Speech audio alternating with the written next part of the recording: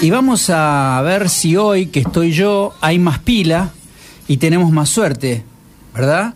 Para poder hablar un poco de educación, y tenemos la suerte de tenerlo a Juan María Segura, asesor y consultor en innovación y gestión educativa. ¿Qué tal, Juan? ¿Cómo estás? Miguel Sorraquín te saluda.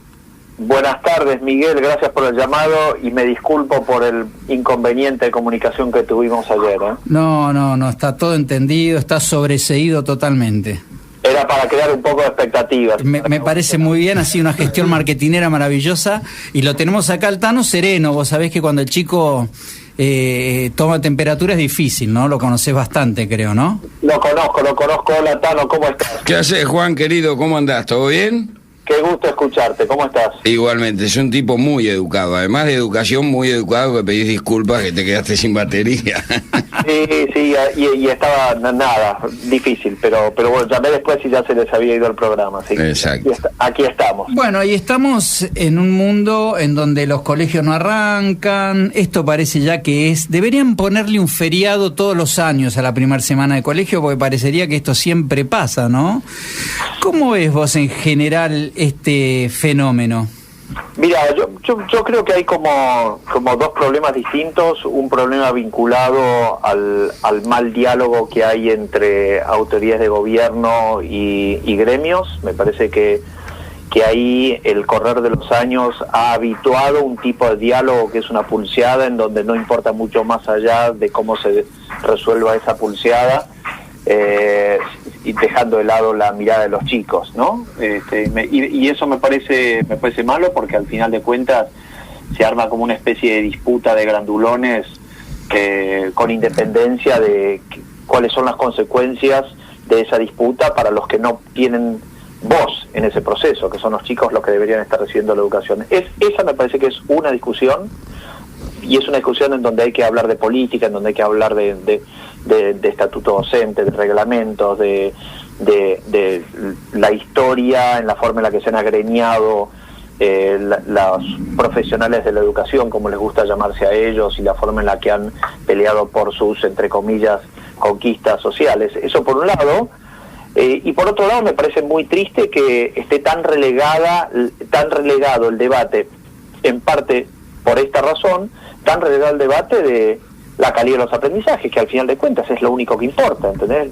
Cualquier discusión educativa debería empezar y terminar con calidad de los aprendizajes de los chicos, y me parece que hoy tenemos una cantidad de información para poder discutir un poco más sobre la calidad de los aprendizajes, y nunca llegó el momento. Así que me parece que desde esos dos lugares es un momento del año feo para la Argentina. Juan, te hago una pregunta.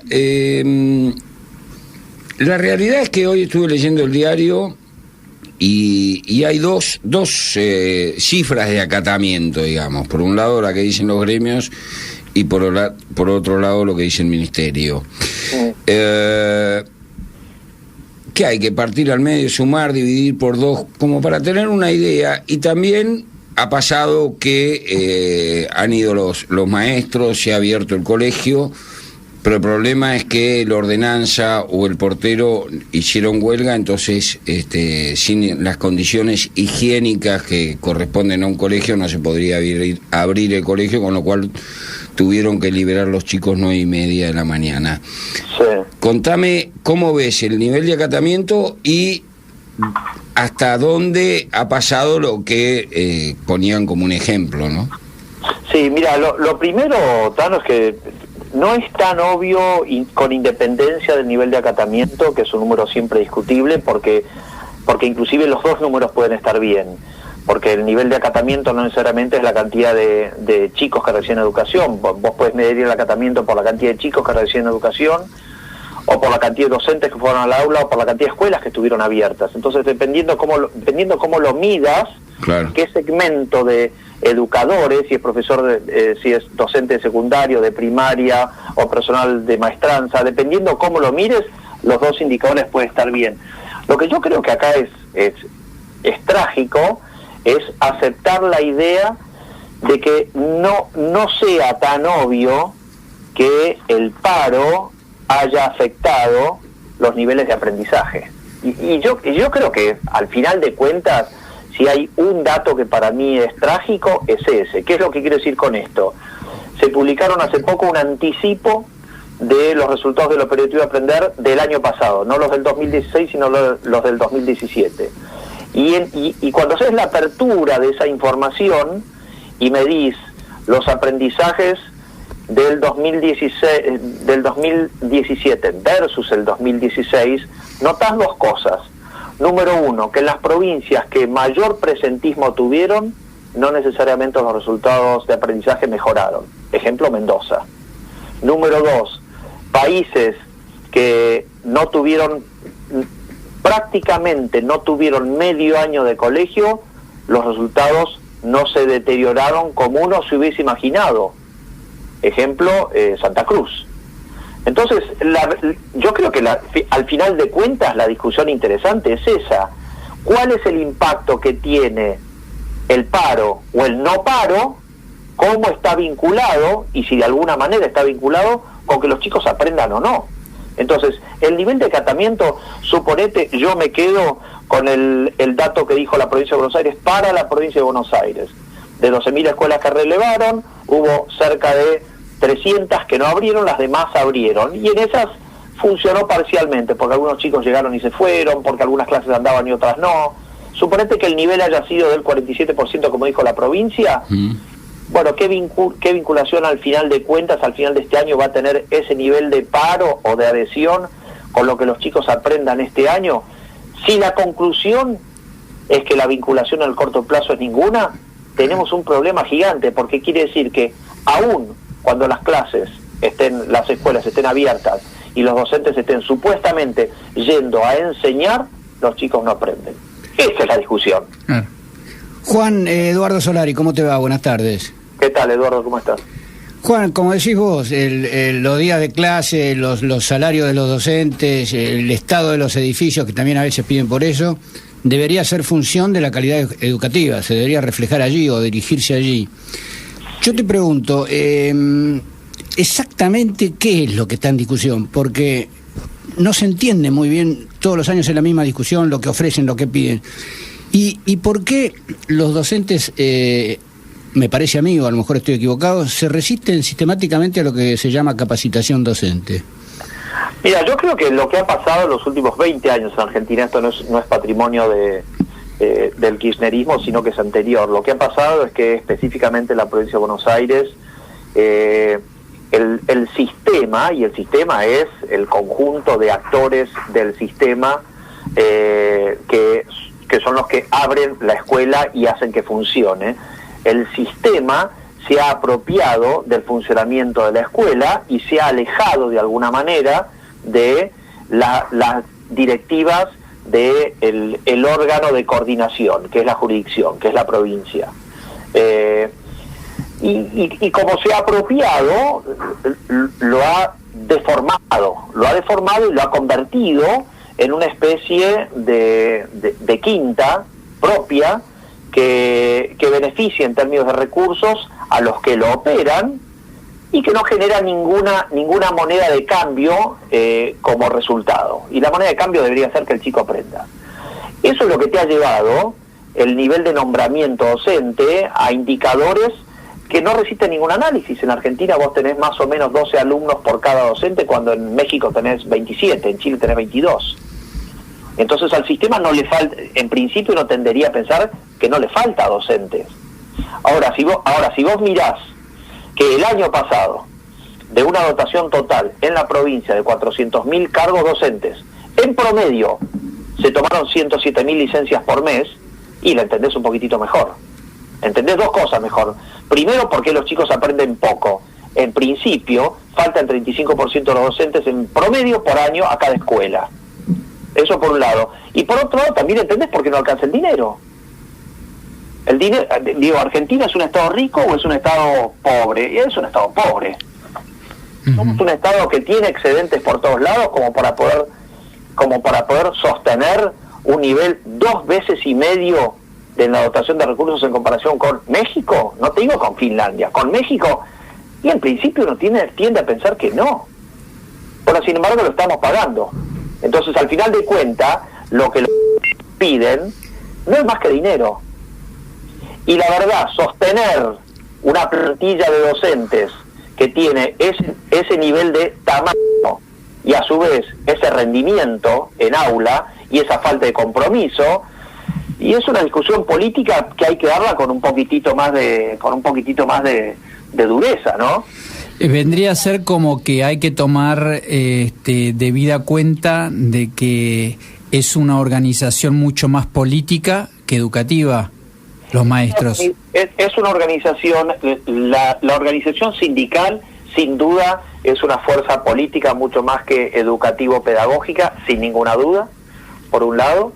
Y por otro lado, lo que también hay que entender, por más que duela, es que lo que se discute en estas reuniones es caja, es dinero, no se discute en pedagogía, no se discute en contenido, no se discute en si la robótica tiene que estar en 4º grado o en 2º año de la secundaria. Nadie discute de eso. Nadie discute si tiene sentido o no que los chicos aprendan por proyecto o sigan un modelo más clásico de docente, del docente bajando contenidos en forma disciplinar. Y la discusión debería ser eso, porque el sistema educativo tiene que aumentar las posibilidades de que el graduado, de ahí el egresado, entre con comodidad y con naturalidad a la experiencia universitaria. Y en la práctica no ocurre eso. Y cuando ves que ese problema está especialmente concentrado en los sectores de más bajos recursos, y bueno, finalmente entendés cada 1 de marzo. Entendés que en cada 1 de marzo la discusión es una discusión de caja y no una discusión de pedagogía. Sí, claro. Pero la preocupación mía al final no es cuando hay paro, porque cuando hay paro al menos podemos discutir de esto. Mi preocupación es cuando el paro se levanta. Porque Claro. hay una cantidad de recursos que el argentino está pagando en un sistema disfuncional que no hace que los chicos aprendan. Clarísimo. Esa es mi preocupación. De 180 días que tiene el año de ciclo escolar, ocurren 160 días, por ponerle un número, en donde creemos que todo funciona y ¿saben qué? No funciona. Y eso, desde un punto de vista político, debería poder ser trabajado desde adentro y desde afuera, ¿no? Sí, y eso, pero yo creo que la novedad de Cambiemos, o mejor dicho, casi el aporte exclusivo de Cambiemos es que ha permitido que esos números estén arriba de la mesa. Porque el operativo Aprender, si bien en Argentina se miden resultados de aprendizaje desde hace muchos años, es la primera vez que esos aprendizajes son el resultado de un operativo de carácter censal. El año pasado y el anterior se tomaron más de 1 millón de exámenes, cuando antes se tomaban 50.000, 25.000, 200.000. Antes tenías muestras y vos podías argumentar que la muestra no estaba bien tomada, que el ciclo educativo en donde habías hecho la intervención no se correspondía con la generalidad de las jurisdicciones. Con esa excusa ya se cayó. Uh-huh. Se tomaron más de 1 millón de exámenes, se midieron 4 niveles de enseñanza, 2 en el ciclo de primaria y 2 en el ciclo de secundaria, se midieron 4 disciplinas distintas: lectoescritura o lectocomprensión, matemáticas, ciencias sociales y ciencias naturales. Se midió escuela pública y privada, se midió escuela rural y escuela urbana. Señores, se acabó. Lo que dice eso es un censo, no está sujeto a discusiones. ¿Podemos trabajar sobre esos datos? ¿Y vos pensás que hay voluntad de parte del ministerio de empezar a hacerlo, Juan? Depende de cuál ministerio. Ustedes saben que de educación. Bueno, pero en la Argentina el Ministerio de Educación, la educación se gestiona consorciadamente entre nación y provincias. Ah, claro. Cada provincia tiene su propio presupuesto. El pago de salarios sale de la caja de cada provincia. Por eso el gobierno actual dice que en realidad las paritarias nacionales no tienen ningún sentido, porque el gobierno nacional no paga salarios docentes y los paga la provincia. Tiene razón al decir eso, y tiene razón al decir que en realidad es cada provincia la que sabe la realidad presupuestaria y económico-financiera de las arcas de esa provincia. Con lo cual, cada provincia está en condiciones de pagar más o menos. Entonces, cada provincia tiene su propia negociación y su propia rosca, por decirlo de alguna manera. Pero a su vez hay un gobierno nacional que es el que tiene que consensuar, y eso se hace en el ámbito del Consejo Federal de Educación. Tiene que tratar de consensuar lineamientos generales que se impartan a lo largo del diseño curricular de toda la Argentina, dejando margen para que cada provincia haga un tuneo propio, pero teniendo lineamientos generales. Entonces, acá dependiendo cada ministerio, me decís, ¿cuál es el rol del Ministerio de Educación Nacional? Y no tiene mucho rol acá, no tiene mucho rol. Sí puede empujar, puede proponer y puede forzar, entre comillas, un rediseño de escuela secundaria un poco más acorde con la época. Me parece que eso se intenta hacer desde el Consejo Federal de Educación, no mucho más de eso. Después es cada jurisdicción a la que hay que mirar. Ahora, en la provincia de Buenos Aires y la ciudad de Buenos Aires deben ser la mayoría de un porcentaje alto de los alumnos que hay, ¿o no? ¿Qué porcentaje tendrán en total? No, yo te diría, provincia de Buenos Aires sí, ciudad de Buenos Aires no. En términos de tamaño del sistema, la provincia de Buenos Aires es más o menos casi el 40% del alumnado de la Argentina, y la ciudad de Buenos Aires es el 5%. Con lo cual no es tan relevante en los resultados agregados la calidad de los aprendizajes en la ciudad, sí en la provincia. Si vos mirás los resultados de aprendizaje en la provincia de Buenos Aires, lo que ahí te da coincide casi exactamente con los promedios nacionales. Con lo cual, si vos varías el amperímetro y el funcionamiento del sistema en la provincia, en resultados agregados a nivel país vas a estar variándolos. En la ciudad de Buenos Aires no, porque es un sistema que es la octava parte de lo que es la provincia. Juan, ¿cuál es tu opinión respecto de la federalización que hablábamos recién de la educación? ¿No puede llegar a plantear un problema de desigualdad entre provincias con un presupuesto rico y otras con menos presupuesto, diferencias en la calidad educativa de alumnos que en última instancia son todos argentinos? Mira, me parece que lo que está comprobado es que cuanto más cerca en el manejo cotidiano está la escuela de su jurisdicción política y de su vecino, mayores son las posibilidades que tiene esa comunidad de estar atento al funcionamiento de esa escuela y de ayudar a que mejore. En ese sentido, yo te diría que es al revés. Cuanto más descentralizás, mayores posibilidades le estás dando a la comunidad de que vele por el buen funcionamiento de esa escuela y de que la audite.